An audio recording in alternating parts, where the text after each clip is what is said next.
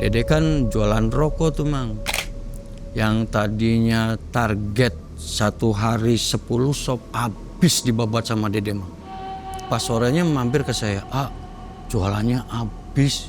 Itu hari pertama ya? Di hari pertama. Tapi itu tuh ada perjanjian dulu Mang sama Mbak tuh. Pokoknya kamu selama 1 minggu jangan makan makanan yang bernyawa. Kalau bisa sama ibadah kamu jangan. Tuh, tadi kan ibadah tuh sholat. Nggak boleh itu Mang. Dimandiin itu tuh. Udah pokoknya sampai seluruh tubuh tuh darah semua Mang. Itu siang darah bercucuran di muka itu tiba-tiba kayak masuk meresap Mang ke dalam tubuh tuh. Saya tuh pas saya kebangun.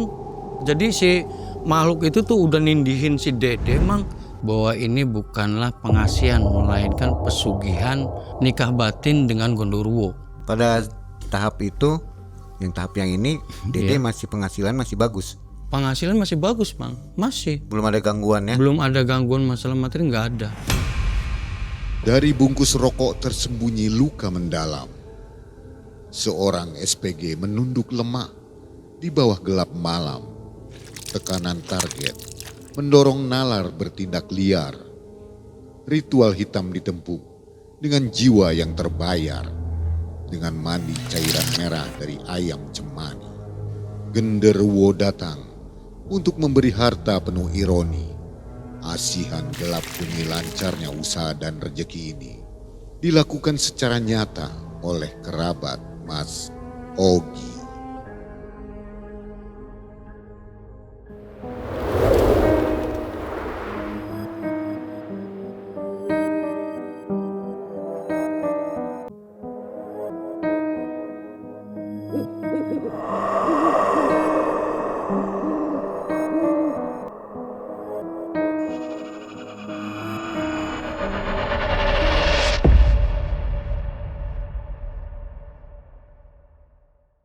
Assalamualaikum warahmatullahi wabarakatuh. Waalaikumsalam warahmatullahi wabarakatuh.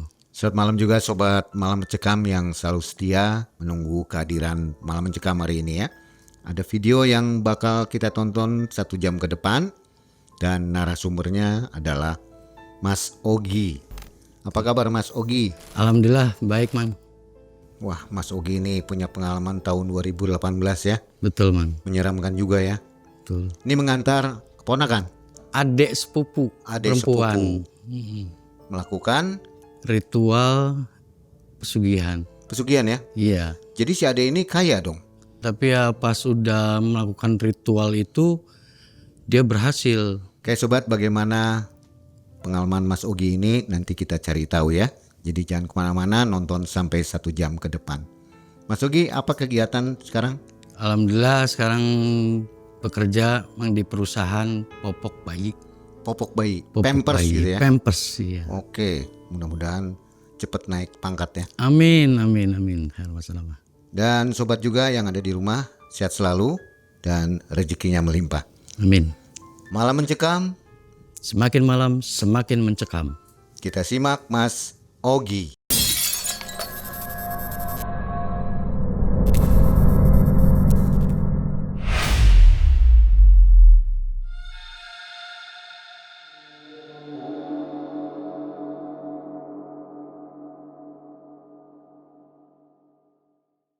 Ini Mang Ai, di tahun 2018 saya ingin menceritakan yaitu saudara saya yang paling jelasnya saudara perempuan sepupu. Di tahun 2018 ini adik saya yang bernama Dede, dia sekarang status janda, punya anak 3. Nama-nama yang saya sebutkan itu sudah saya samarkan Mang Ai. Nah, jadi di tahun 2018 ini Dede mengalami suatu krisis ekonomi yang sangat sulit setelah ditinggal suaminya meninggal. Dede itu dari kecil sampai ya dewasa sampai sekarang aja kalau cerita itu ke saya semua. Berkeluh kesah, susah senang, selalu cerita. Nah, di kemudian hari Dede tuh menghampiri saya, datanglah ke rumah saya dan cerita tentang dia tuh. Datang tiba-tiba nangis di depan saya. Gimana ya Dede tuh sekarang susah kehidupan Dede tuh. Ekonomi Dede semakin sulit pas ditinggal oleh suami tuh Ya karena tahu sendiri waktu kemarin kan suami meninggal tuh karena dia sakit. Uang Dede habis semua untuk berobat suami saya. Dan yang lebih parahnya Dede sekarang sudah divonis di pekerjaan Dede kan bekerja di perusahaan rokok sebagai SPG. Dede tuh sama bos itu pokoknya udah divonis Sampai bos tuh, Dek, kalau kamu enggak sampai target bulan ini, maka maaf, saya akan putuskan hubungan kerja dengan kamu. Di situ saya tuh harus gimana Saya tuh pusing sekali. Ya udah kata saya tuh ya sabar Dek. Tapi saya tuh punya teman waktu dulu masih SPG bareng dengan Dede. Siapa Dek? Yaitu Imah. Imah ini sudah saya samarkan, Mang namanya, yang aslinya sudah saya samarkan. Imah tuh siapa Dek? Yaitu teman SPG saya Jadi saya sama Imah tuh udah bersahabat lama. Kemana-mana saya sama Imah tuh udah pokoknya runtungan sama Imah aja. Sepekerjaan bareng, se-SPG bareng. Saya pas berapa bulan itu Dede sama Imah sudah tidak bertemu teman. Pas itu Dede tuh pun cerita, tapi pas minggu kemarin itu saya ketemu Imah. Penampilannya sekarang beda Yang tadinya ya tahulah keadaan kita ya susah, tapi dia sekarang hidupnya sudah enak Udah pas ketemu kemarin itu dia udah pakai mobil Nah saya samperin tuh si Imah tuh pas ketemu di jalan.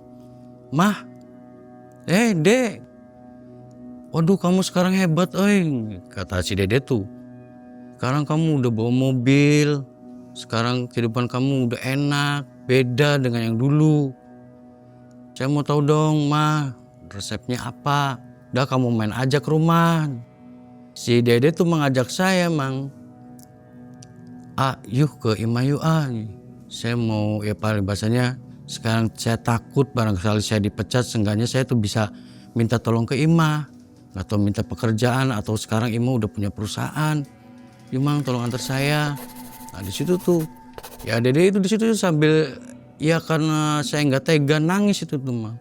Tolong tolong bantu saya udah putus asa, pokoknya saya udah tahu sendiri kan keadaan saya sekarang, buat makan aja susah, cuma punya tabungan juga itu untuk anak sekolah nanti ke depannya. Saya tuh di situ tuh kasihan sekali sama Dede tuh. Gimana ya saya tuh, emang rumahnya di mana sih Dek? Itu katanya sih di perumahan. Nah di rumah deket tuh Dek. Ya udah tuh yuk kita ke sana. Nah saya tuh ke sana Mang. Sore jam 5 tuh saya tuh ke sana ke rumah Imah tuh.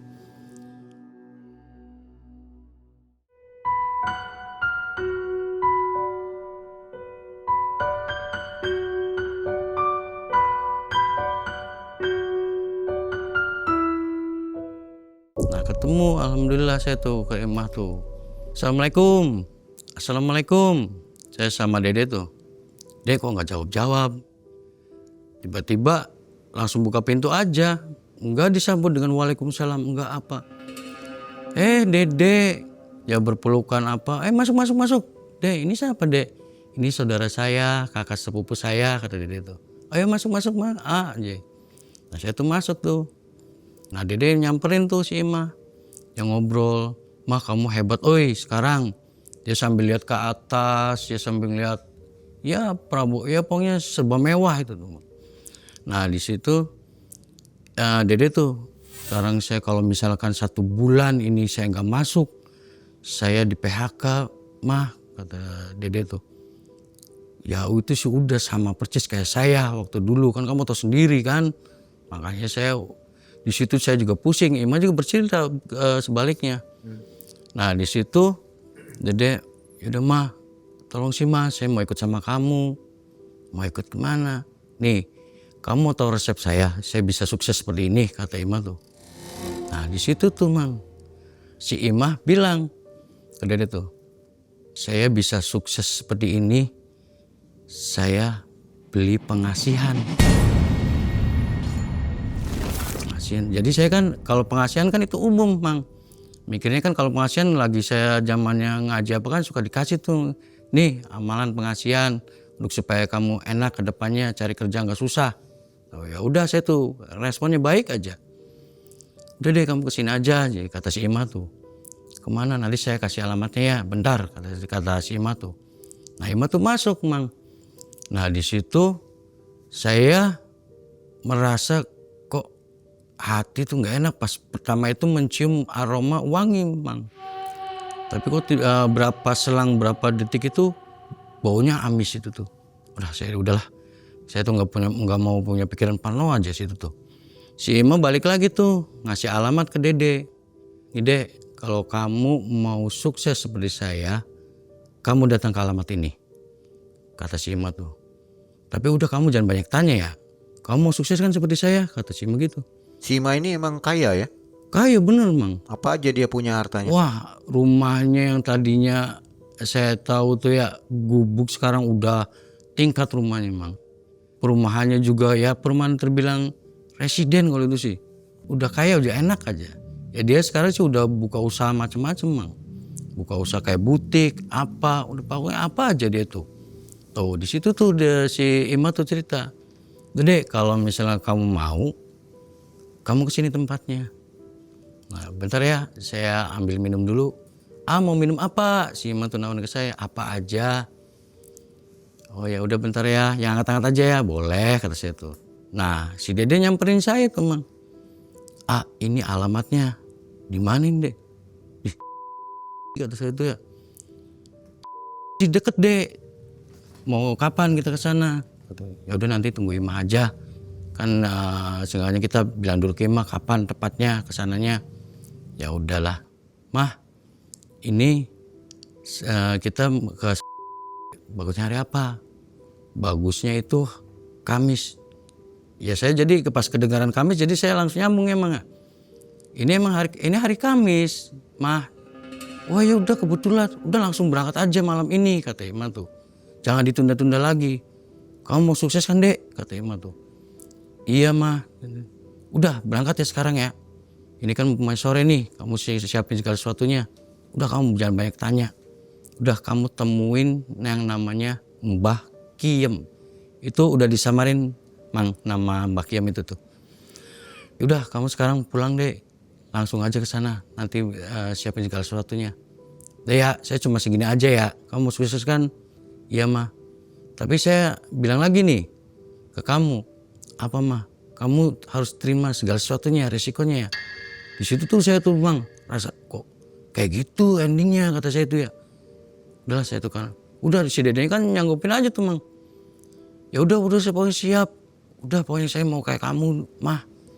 Di situ ya udah kamu sana deh. Sok diminum dulu minumannya kata si Imah tuh. Nah di situ tuh kita permisi sama Imah balik sama Dede tuh. Nah di sejalan-jalan tuh saya tuh, Dek kita kesananya jam berapa? Tadi si Imah bilang tuh jam 9 Kalau bisa sih nyampe di sana tuh jam 11. Nah oke lah kita jalan. Tapi sih deket loh Dek. Kita kalau misalkan berangkat jam segitu ya cepet nyampe gitu tuh ya.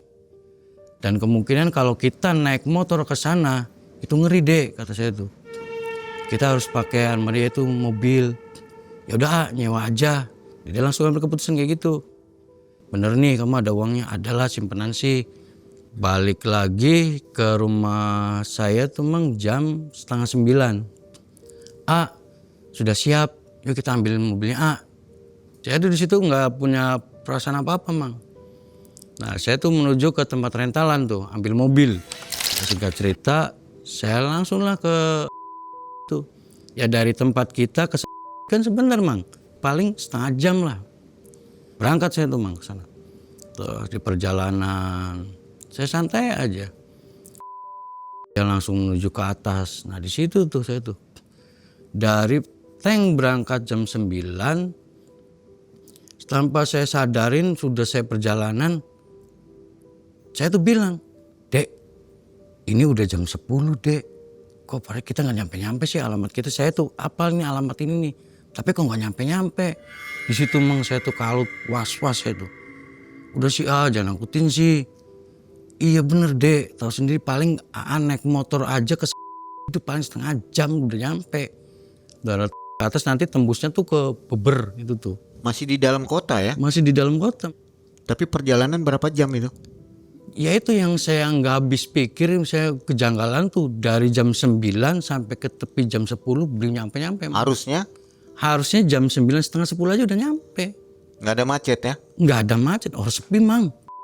Tuh tahu sendiri kan bukit-bukit toang-toang itu tuh. Kok saya tuh udah, aduh ya Allah, kata saya tuh dalam hati tuh tolong lindungi saya sama adik saya. Kok nggak nyampe-nyampe perasaan tuh iya. Saya apal percis itu tuh menjalan tuh. Kayak perasaan kita toang-toang lagi. Sampai ke tepi setengah 11 mang, belum nyampe. Saya bilang lagi, Dek, ini saya yang nyasar atau gimana ya? Tapi saya tahu percis ini jalan seperti ini. Udah aja, pokoknya nyampe lah aja. Pas tepas setengah 11 saya tuh inget tuh mang, inget persis setengah 11. Saya tuh ada plang sesuai alamat tuh, di situ tuh ada plangnya. Saya pokoknya ikutin, oh ini Dek katanya. Iya aja kata itu, yaudah aja. Itu mang jalan yang kita laluin pakai mobil itu cuma hanya setapak. Tapi Dede ngeliat itu jalan yang setapak itu luas mang. Dek, itu setapak gak mungkin kita laluin. Sedangkan di sini dari plang itu menuju ke sana itu ya sekitaran 100-200 meter mang. Saya itu mang iya. Apa sih itu jalan tuh lebar. Ya Allah kamu itu lihat itu cuma setapak. Saya di situ berdebat mang sama Dede tuh, ya kejanggalan lagi. Nah nggak taunya si Dede tuh nepuk saya tuh mang. Coba lihat coba apok di situ tuh. Saya lihat lagi itu jalan yang tadi setapak itu lebar, mang. Astagfirullahaladzim saya tuh di situ tuh saya tuh dagdug, aduh ini bener enggak.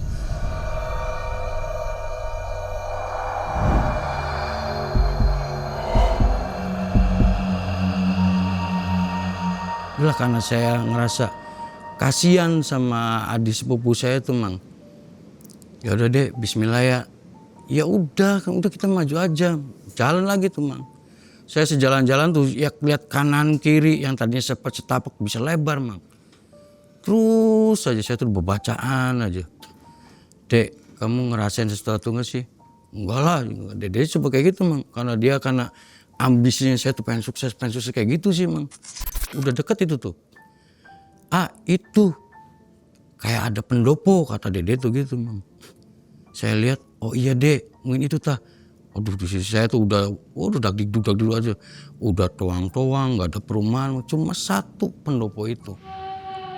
Saya jalan, bismillah saya tuh. Pas nyampe di depan pendopo, saya parkirin tuh mobil mang. Ayo Dek turun Dek, dia ngeri sekali sih tempatnya kata saya tuh ya.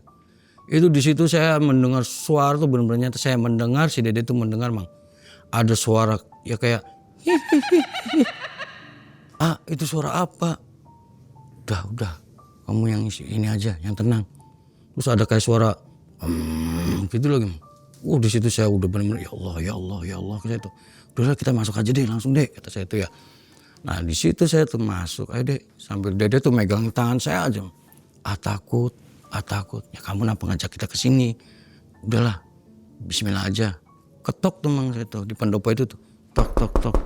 Assalamualaikum.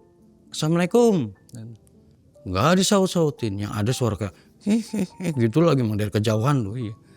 Dek kok lama banget. Ada sampai ya sekitar 5 menit mang saya tuh di situ tuh. Tok. Assalamualaikum. Kok nggak ada yang nyautin Dek? Iya sih aja. Gimana ya Nah pas sudah ya pas 6 menit kalau nggak salah tuh. Saya dikagetin sama sosok di belakang saya mang.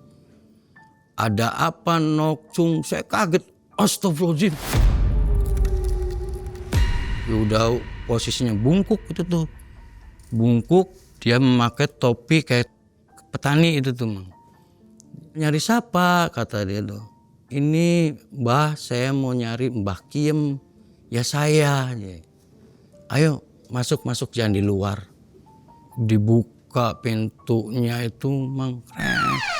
Itu bau menyengat kayak ya kemenyan. Ada bau amisnya. Di situ Dede udah wah kok begini sih. Saya udah merinding mang di situ. Ayo masuk jangan di luar aja. Nah, masuk saya tuh gitu. Nah, pas masuk saya dikejutin di kanan kiri saya mang itu kayak ada kandang kecil-kecil itu ayam cemani semua mang. Terus di depannya ada kayak semacam sesajian dah apa sih itu tuh ya saya nggak ngerti lah. Saya dupa, kendi itu, kembang. Dek, kok ini pengasihan tak? Ya nggak tahu kata situ. Ya udahlah, Bismillah aja deh ya. Iya. Bentar ya, dia kata si Mbah Kiem tuh. Mbah Kiem masuk tuh. Udah berapa menit lagi keluar lagi Mbah Kiem tuh. Sok ceritain aja apa tujuan kamu kesini. Gitu. Ya, ayo deh cerita. Udah nggak usah nggak enak. Ini yang keperluannya siapa?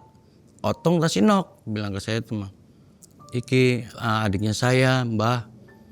Oh Sinok. Sok ceritain aja ada apa. Ini Mbah, ya ceritain itu tuh dari awal. Saya tuh pas ya ditinggal oleh suami meninggal, keadaan saya sulit. Nah yang terlebih sekarang perusahaan saya tuh udah mau PHK-kan saya karena omset gak masuk-masuk Mbah. Udah gampang, jangan takut kata Mbah tuh. Udah bentar ya. Terus apa lagi? Ya si Dede tuh ngomong tuh, ya sekalian jodoh Mbah. Oh wis gampang kata Mbah tuh.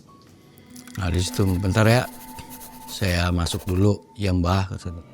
Saya tuh di situ mang, saya lihat kanan kiri, ngeri banget.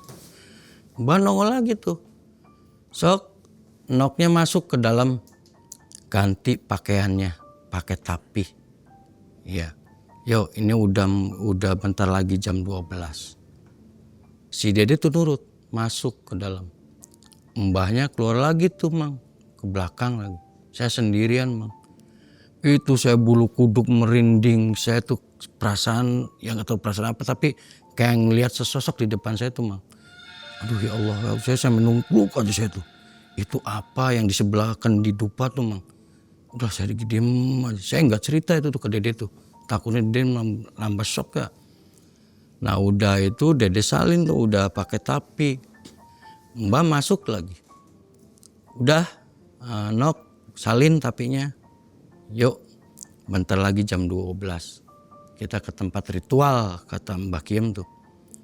Punten saya mau ambil ayam katanya. Ambil ayam satu mang. Ya, sampai ayam itu berontak aja. Ayo Nok sama saya ke tempat ritualnya itu tuh mang. Nah si Dede kan ngajakin saya karena takut. Ikut saya sih saya takut.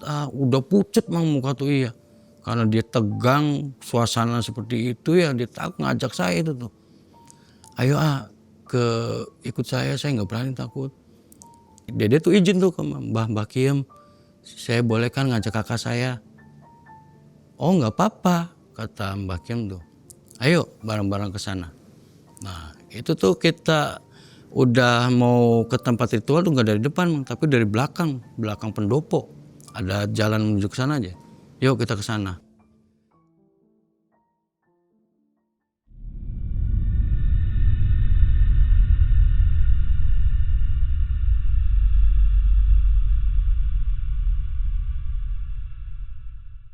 Nah di dalam perjalanan berapa meter ya? Saya pokoknya udah mendekati tempat ritual tuh mang. Dari kejauhan kegelapan kan saya itu bukit lah kata saya tuh iya. Karena bukit tuh kelihatan tapi di kegelapan saya ngeliat bukit perasaan tuh mang. Pas saya nambah deket ini sih bukan bukit.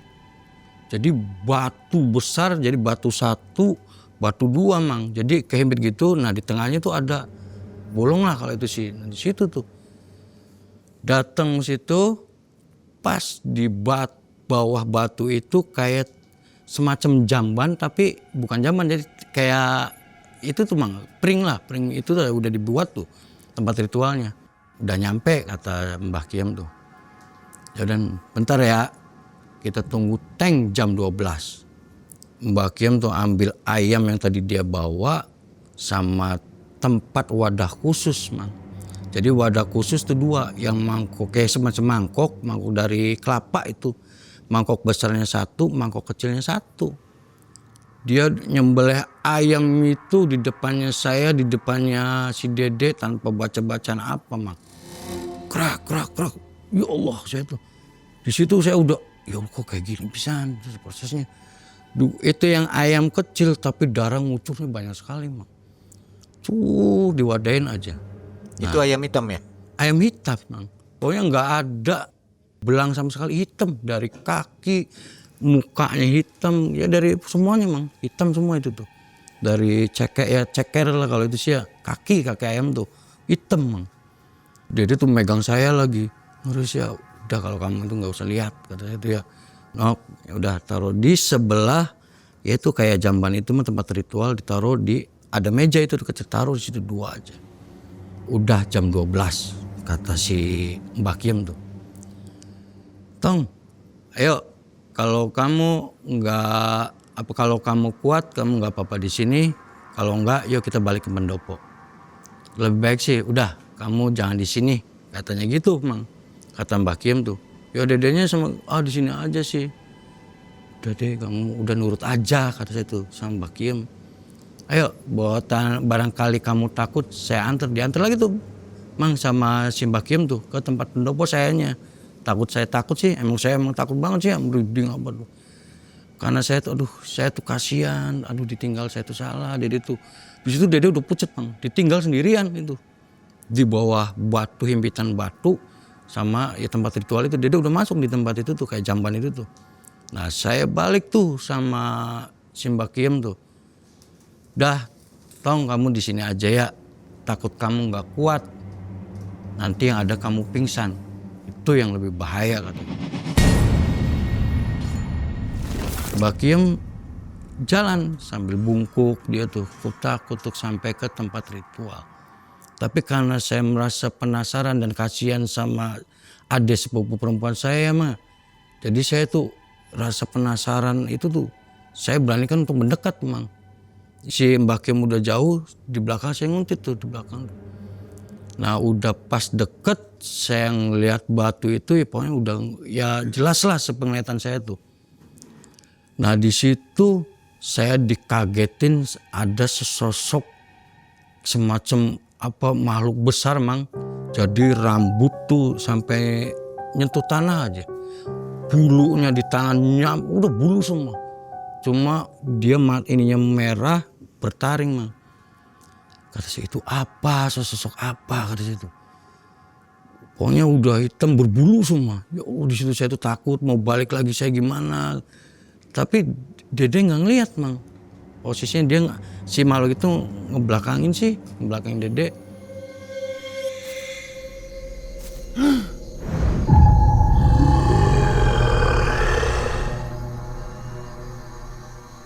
Nah di situ saya dikagetin lagi, loh kok itu makhluk besar itu yang tadi tinggi membungkuk, Bang, ngedeketin si wadah yang 2 itu, tapi di yang tempat yang kecil dia jilatin tuh wadah itu tuh, wadah mangkok itu tuh, Mang. Jelas kelihatannya? Jelas banget saya tuh, Mang, jelas banget. Ya Allah, kata saya, ini tuh apa? Saya tuh, di situ kalang kabut. Saya tuh takutnya Dede kenapa, Mang. Soalnya ada makhluk itu, saya ngeliat jelas aja, Mang. Saya ngeliat Mbak tuh perasaan berkomunikasi dengan si makhluk itu tuh. Gitu aja, si makhluknya gitu loh. Ya alhamdulillah makhluk itu nggak ngeliat saya. Fokusnya di si Dede aja si makhluk itu tuh. Ya pokoknya nggak tahu gondoruo, nggak tahu apa itu tuh, Bang, saya, Mang.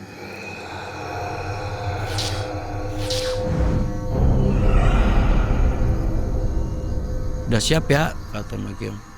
Iya, Mbah aja. Nah udah pas digituin, udah yang ini dulu ya. Dah, kamu siap, yakin dengan itikat kamu, dengan niat kamu? Ya saya siap. Mbah, itu apa? Ya ini tuh darah yang tadi saya belek. Kan kamu tadi ngeliat sendiri. Seolah-olah kayak Dede udah kayak terhipnotis aja, Mang. Kayak nggak sadar aja. Ya Mbah, nurut aja tuh. Oh ini tuh kayak saya lihat dari deket tuh kayak gemeteran dia tuh. Dimandiin itu tuh. Udah pokoknya sampai seluruh tubuh tuh darah semua Mang. Nih tinggal kamu minum. Ini darah juga Mbah Kiem. Iya udah cepetan waktunya sedikit kata Mbah Kiem. Ya udah sambil gemuk gitu sampai ya kayak mau mutak gitu lah. Habisin. Udah marah itu nadanya udah keras Mbak tuh. Diminum dihabisin, Dede tuh pingsan Mang di situ Mang. Nah si yang makhluk gaib itu yang saya lihat itu pas Dede pingsan dia langsung masuk lagi tuh ke rongga batu itu Mang, ke bolongan itu masuk. Nah di situ tuh saya tuh mau nulungin tapi yang Mbah Kiem yang itu bungkuk Mang. Dia kuat ngebopong Dede segitu ya. Pada saya Dede kan nggak kurus, gemuk, seksi kan dibopong tuh si Dede tuh. Aduh, saya mau nolongin takut salah saya tuh ya. Udah saya tuh masuk lagi Mang ke pendopo tuh. Lalu cepet-cepet aja ketawa aja sama Mbah Kiem tuh. Dibopong tuh Dede tuh. Sampai ke pendopo ditaruh di tempat tidur si Dede tuh. Di situ kan saya kan ngerasa kasihan Mang. Ini tuh darah semua Mang. Nah saya tuh jadi nyari sesuatu saya tuh yang bisa untuk ngelap. Nah saya tuh ada elap. Saya olesin mau elap kasihan mukanya nggak kelihatan sih Mang. Pingsan aja. Nah di situ baru si Mbak tuh nuding ke saya. Jangan lancang kamu. Aduh saya tuh kaget di situ tuh. Udah diemin aja. Kamu udah di sebelahnya aja. Kamu jagain tuh adik kamu gitu Mang. Nah pas saya udah Mbah Kiem nuding. Itu yang darah bercucuran di muka itu tiba-tiba kayak masuk meresap Mang ke dalam tubuh tuh, ke muka, ke sini bahu, masuk aja si darah itu tuh. Saya nyaksin sendiri Mang. Hilang itu? Hilang, masuk jadi meresap tuh Mang. Si darah tuh meresap ke muka jadi masuk ke kayak masuk aja. Kecuali yang di baju ya? Iya sampai bersih lagi muka itu tuh, ya cerah jadi muka tuh si Dede tuh. Nah di situ Dede sadar tuh Bang pas udah masuk semua tuh. Nah pas sudah sadar tiba-tiba langsung bilang makasih ke Mbah Kiem. Mbah makasih ya. Yang sebelumnya kan si Ima kan udah cerita tuh. Jadi Dede sudah menyiapkan itu tuh uang. Jadi Mbah ini uangnya maharnya kalau itu sih. Ini Mbah udah masukin aja ke dalam tong katanya. Mbah nggak dititung dulu udah saya percaya aja. Totalnya 5 juta itu tuh Mang. Sekarang pulang. Udah jangan mampir kata Mbah tuh. Udah langsung pulang. Ya Mbah, udah pokoknya besok kamu nemuin dunia kamu, niatan kamu mau apa pasti terwujud kata Mbah Kiem gitu. Saya di sini udah gak enak Mang, hati tuh iya. Udah saya permisi sama Mbah Kiem tuh. Nah di dalam saya udah izin sama Mbah Kiem, saya masih penasaran sama yang setapak itu Mang. Jalan setapak tiba-tiba lebar tuh. Udah dilaluin, saya tuh penasaran pas berhenti di tempat pelang itu Mang. Pas udah jalan itu udah kan udah lebar tuh jalan tuh. Pas mau pelang itu saya berhenti, belakang itu menghimpit lagi Mang. Jalan. Saya lihat sendiri. Cuma saya nggak ini udah saya istighfar aja, nggak cerita aja saya tuh ke Dede tuh. Udahlah saya tuh pulang sama Dede tuh. Nggak mampir nggak apa. Langsung ke tempatnya Dede. Nah singkat cerita Mang, keesokan harinya Dede kan jualan rokok tuh Mang. Yang tadinya target satu hari 10 slop habis dibabat sama Dede Mang. Ya Dede tuh cerita pas udah dia jualan apa, pas sorenya mampir ke saya, jualannya habis. Itu hari pertama ya? Di hari pertama. Tapi itu tuh ada perjanjian dulu Mang sama Mbak tuh. Pokoknya kamu selama 1 minggu jangan makan makanan yang bernyawa. Kalau bisa sama ibadah kamu jangan. Tuh, tadi kan ibadah tuh sholat, nggak boleh itu Mang. Jadi dia tuh di situ tuh. Ya sejalan-jalan tuh Dede tuh bilang kayak gitu. Lagi diembakan, Mbaknya nggak cerita tuh. Terus Dede tuh cerita, Mbah Kiem tuh cerita seperti itu. Pokoknya seminggu Dede nggak boleh makanan bernyawa, sama nggak boleh ibadah. Saya tuh astagfirullahaladzim, cuma gitu aja Mang. Kayak rasa aduh saya tuh kayak berdosa sekali gitu. Udah pokoknya pas di pekerjaan itu Dede satu hari 2 hari, wah udah singkat cerita sampai dia setiap berjualan ya kan kalau jualan rokok tuh ke orang lelaki mang. Pas ketemu seorang lelaki itu mang, Dede kan tinggal sisa 5 slop tuh. Nah ngehampirin tuh si ke lelaki itu, Pak mau rokoknya, jualan apa Neng, ini rokok. Tapi Dede natap tuh si cowok itu tuh kayak yang terkesima mah ke Dede tuh, ngeliatin Dede aja sampai lelaki itu tuh ngucap, ya ampun cantik sekali ini orang. Udah Neng, tinggal berapa? Tinggal 5 slop, udah beli aja sama saya. Tapi kamu ada sampel nggak? Ada, kan Dede selalu suka bawa sampel tuh mang untuk ngicipin tuh. Ini boleh saya rokok ya? Boleh, hisap lah rokok tuh. Udah, sini rokoknya saya beli semua 5 slop. Tapi saya minta alamat kamu ya. Nanti saya pesannya di rumah kamu aja. Rumah kamu di mana? Kata gitu tuh. Cerita tuh Dede tuh. Rumah saya di Duh, kata Dede tuh. Di RT berapa? Pokoknya mendetail aja. Di sini dikasihlah alamat tuh, mah. Udah itu tuh singkat cerita. Besoknya Dede bawa lagi tuh, mah. 10 slop lagi. Sampai terus-terusan sampai yang ketemu cowok sama Dede itu pokoknya tinggal dia sisa berapa slop itu dibeli semua, diborong semua. Dan endingnya minta alamatnya mang. Mungkin bosnya juga Dede tuh cerita ke saya mang, kayaknya bos saya pas lihat penjualan saya, bos saya senang oi. Kayaknya saya nggak jadi dipecat. Malah Dede tuh cerita lagi mang ke saya, sekarang kamu udah nggak pantas jadi SPG, kata si itu tuh. Udah kamu saya naikin jabatannya ya. Sebagai apa pak? Bilang ke bosnya tuh. Udah kamu jadi ini aja, atasan SPG kalau itu sih mang. Nggak keberatan ini pak, bener. Ya udah, nanti saya main ke rumah ya. Si bosnya juga kayaknya suka mang gitu. Mainlah bosnya tuh ke rumah tuh. Boleh kan saya main ke rumah dek? Boleh. Dede juga aneh, yang tadinya lagi pertama omset nggak laku, saya tuh dimarahin, saya tuh diapain, tiba-tiba kok jadi beda gitu. Cuma kalau Dede kan nggak mau karena si bosnya tuh punya istri mah. Nah disitulah tiap main bosnya tuh, Dek kamu punya anak berapa? 3. Itu ibu kamu pas udah main tuh mang? Iya. Oh ya udah. Kamu perlu biaya sekolah enggak kata untuk anak-anak? Iya sih pak. Udah, nih saya kasih ya hadiah, ngomongnya tuh hadiah mang. Dede cerita aja ke saya, dikasih lah itu tuh. Ya zaman dulu pada Dede cerita nominalnya 11 juta gitu tuh. Klotak aja, udah ini uang bonus kamu dari hasil penjualan kamu. Pak beneran ini? Iya udah pakai aja. Nah lambat laun ya karena dari proses penjualan itu terus banyak cowok yang ngasih ke Dede itu, Dede hasil tabungan itu kalau nggak salah tuh 5 bulan mang. Dede tuh 5 bulan dari penghasilan rokok omset masuk Dede dapat bonus dan dari cowok-cowok yang disukain Dede mang.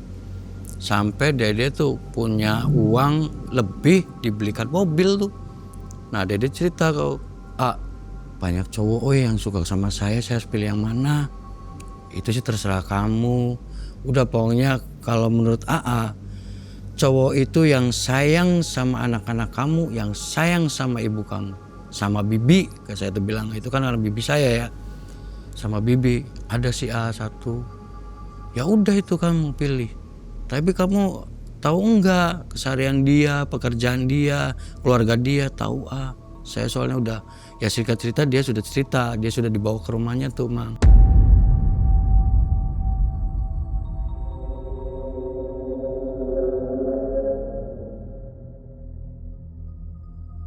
Pas ya tepat 5 bulan itu mang.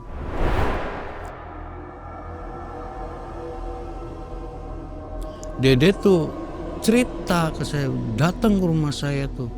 Kayak yang tiba-tiba yang tadinya muka ceria, omsetnya bagus, uang tuh udah megang mang.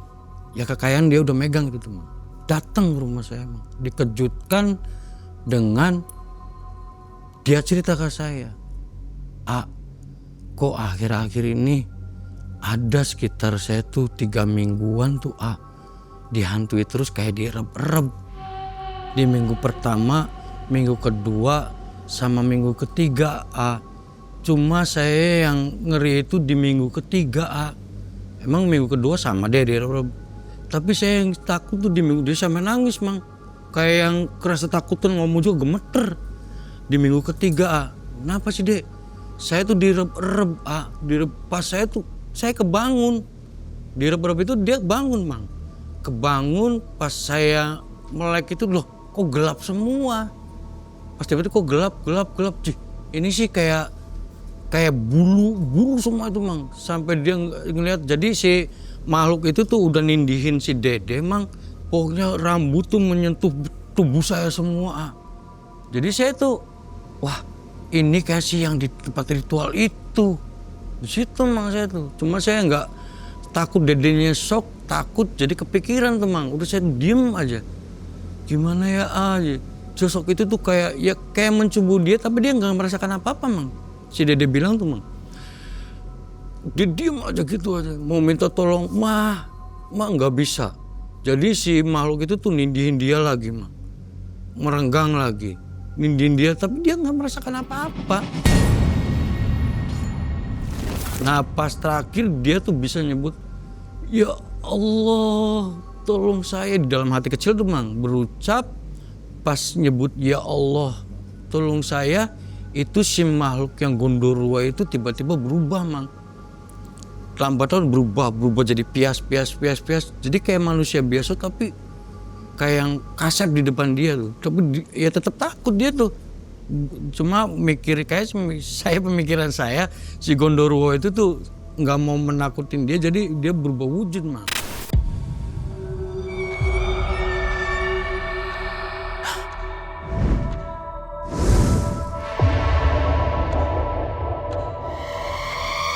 Tuh di situ saya sadar dia tuh menghilang.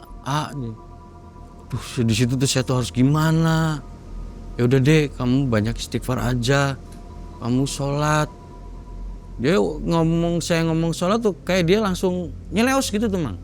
Nyeleos sih kayak menghindar gitu tuh. Pas udah 1 minggu, Dede balik lagi. Pokoknya Dede kalau misal ada masalah cerita apa tuh selalu datang ke saya tuh. Nah dia cerita, ini saya punya kenalan Anto. Ini udah disamarin mang namanya. Ya aslinya siapa itu sudah saya samarin. Dia udah minta ke mama, dia baik enggak deh? Baik. Jadi ya tolong si maksudnya doain saya supaya langgeng sama si Anto ini. Orangnya gimana?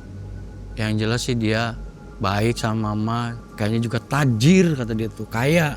Pembeli ya? Pembeli konsumen. Itu ya, pembeli konsumen. Sampai datang ke rumah tersusan tuh si Anto itu. Singkat cerita, si Anto tuh melamar si Dede.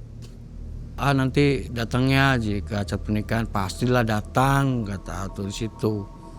Ya udahlah di situ. Nah, acara pernikahan udah resepsi udah apa, singkat cerita tuh mang di malam pertama mang. Di situ saya juga dapat cerita lagi karena saya udah pulang sih. Udah pulang di rumah Dede, pokoknya udahlah resep udah pulang ya dia di waktunya. Malam pertama tuh Dede sama Anto ya masuk ke kamar. Ini ceritanya Dede mengerikan mang. Di saat malam pertama itu, di saat Anto yang melakukannya selayaknya suami istri mang, berapa menit itu si Anto kayak yang kecekek mang. Gitu aja. Mas kenapa? Si Dede tuh nangis cerita ke saya tuh mang. Kenapa?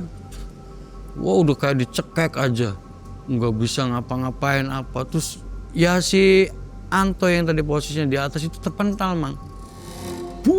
Si Anto tuh, Mas kenapa? Sampai Dede tuh siapa? Dia ngeliat kanan kiri, dia siapa yang narik itu tuh.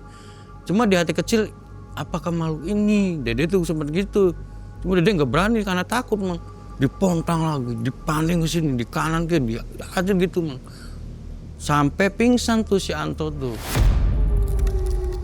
Tapi pas terakhir dia udah mau sempat kejang-kejang si Anto itu, suami Dede yang pertama itu mang.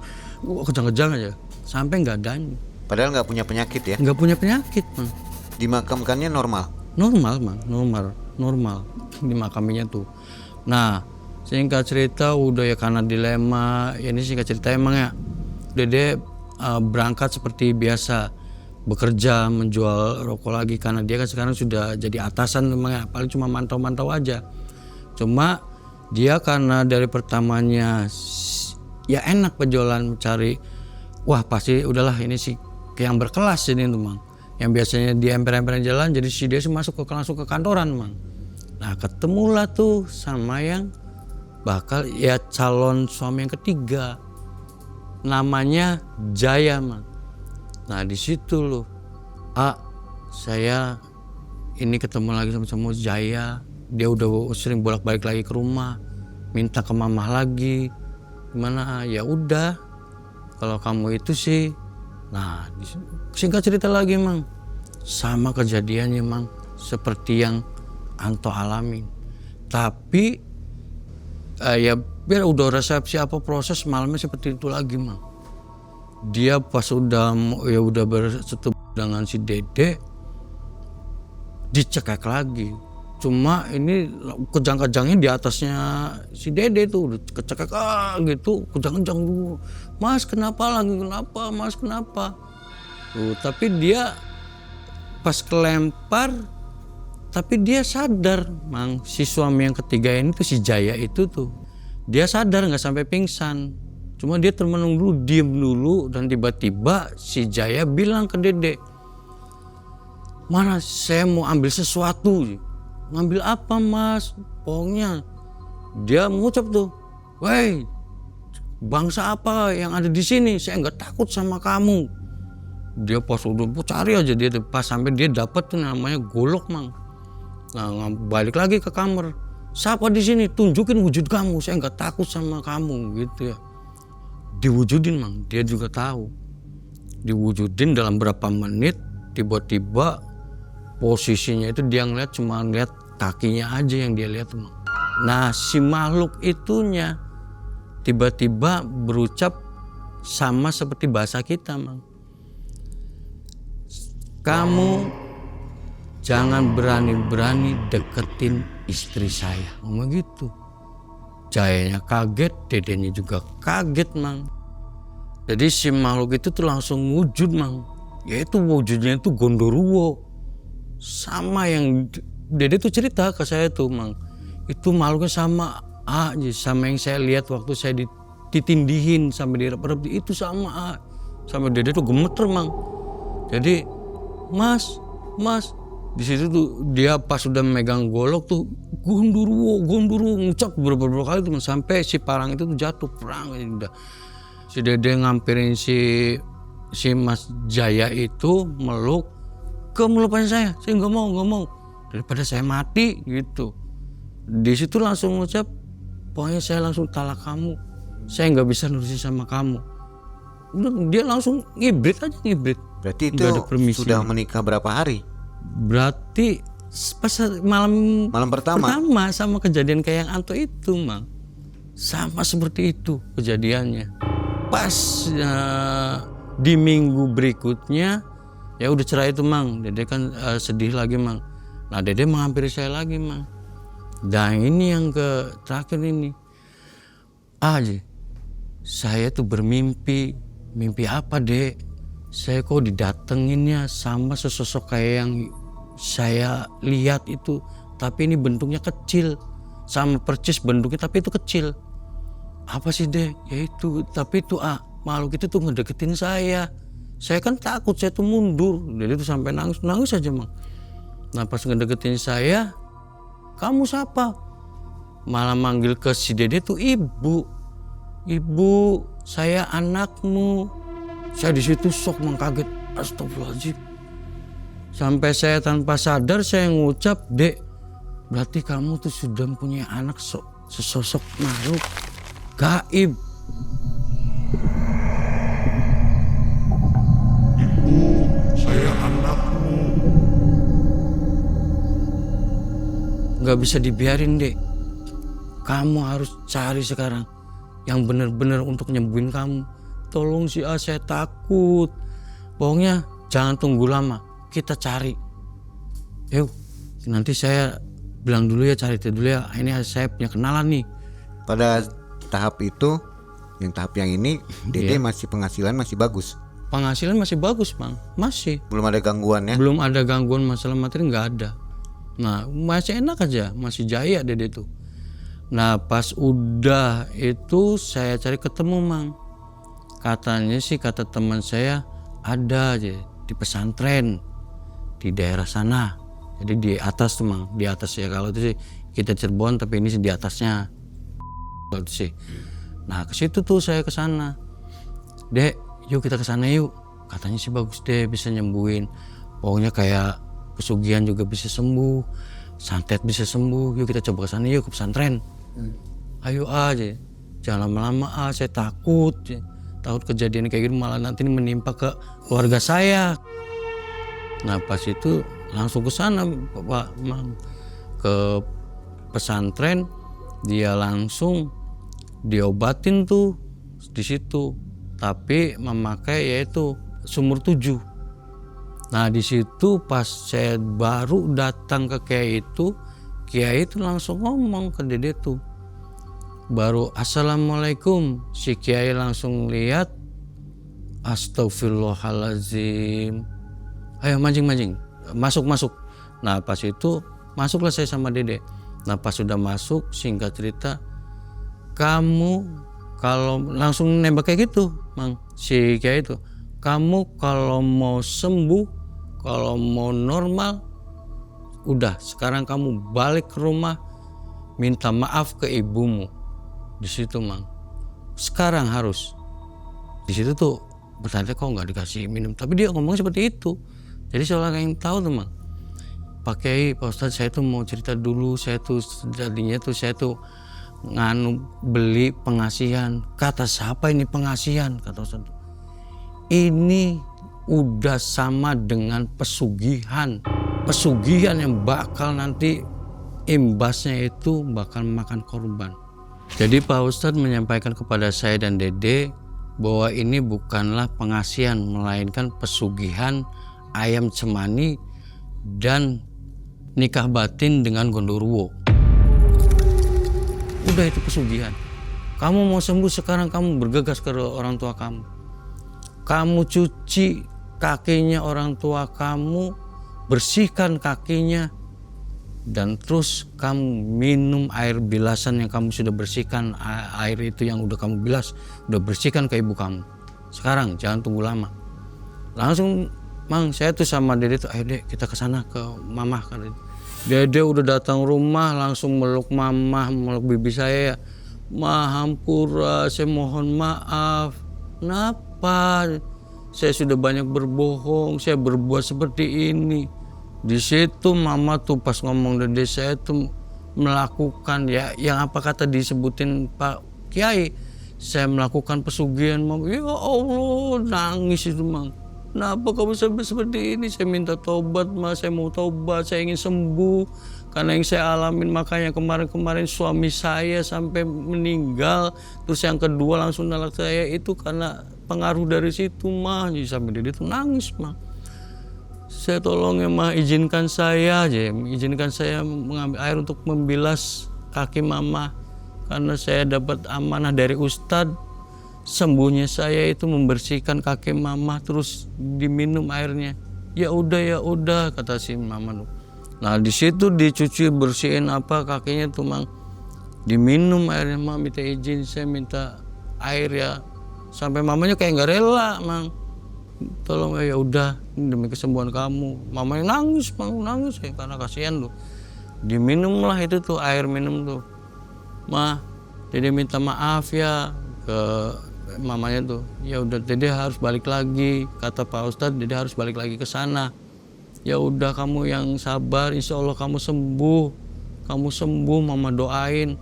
Nah dalam udah kayak gitu Ogi minta izin ke mamanya Dede juga itu balik lagi tuh mang ke Ustadz. Dalam perjalanan saya pas ya udah ngobrol-ngobrol biasa tuh, pas saya ngeliat ke Dede itu saya ngeliat kuntilanak. Jadi Dede tuh kayak kuntilanak mang. Ya ini darah semua, ini rambut tuh udah ketemu darah aja. Jadi si darah tuh keluar dari sini, dari mata, nanti dari hidung, dari telinga, keluar semua sampai dia apa sih ya, sampai dia kayak gitu tuh, dia sampai shock darah itu Mang. Itu naik motor? Naik mobil itu Mang, mobilnya Dede. Nah udah kayak gitu, mungkin saya, ya Allah mungkin ini benar kata Pak Ustadz nih, keluar semua. Saya positif aja, ya alhamdulillah. Sampai kenapa sih saya sampai ngeliatin cerminnya ke Dede, saya dia shock. Ya Allah, ya dibawa bilas aja. Nah datang lagi ke Ustadz langsung ngomong, alhamdulillah Jawara, sembuh kamu. Nggak ada yang obatnya, udah kecuali itu. Tuh baru Ustadz tuh kasih minum ke Dede. Dah setelah ini saya diamanahin tuh sama Ustadz. Dah sekarang kamu besok ngadain pengajian, itu tawasulan tuh Mang. Nah disitulah saya ngadain pengajian, ya tawasulan apalah. Pas di menit saya tawasulan ada yang kayak suara menggema Mang. Wah kayak gitu aja. Nah pas udah tawasulan apa, Dede balik lagi ke Ustadz. Pak Ustadz mau untuk mastiin tuh, gimana Pak Ustadz? Dah, kamu udah sembuh, kamu bakal hidup normal. Tapi satu, jangan pernah tinggal sholat. Kalau mau kemana-kemana harus jujur kepada orang tua. Dah, kamu hidup normal sekarang, jalani seperti biasa. Tapi satu, Ustadz bilang, harta yang kamu dapat dari situ, kamu buang semuanya. Maksudnya kamu buang gimana, kata Dede itu ya, kamu sedekahin. Semua Mang, dari mobil apa perhiasan dia dibuang aja. Pokoknya kamu pegang hasil yang benar-benar hasil jerih payah kamu, tidak dari situ. Yaitu tabungan itu yang sudah dipisah untuk anak, itu udah Mang, kembali normal. Udah kamu jangan takut kehilangan rezeki, kata Ustadz. Insya Allah kedepannya kamu bakalan dapat suami yang baik. Setelah ke Pak Ustadz dia dibuangin semua Mang, hasil jerih payah dia dari pengasihan itu.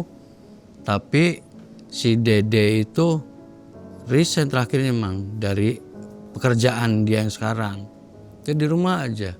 Setelah 2 minggu, alhamdulillah Mang, dia cerita lagi tuh ke Ogi.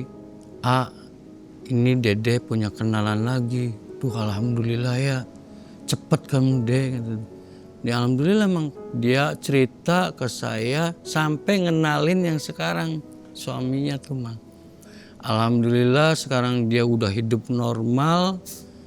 Alhamdulillah dapat suami pengusaha.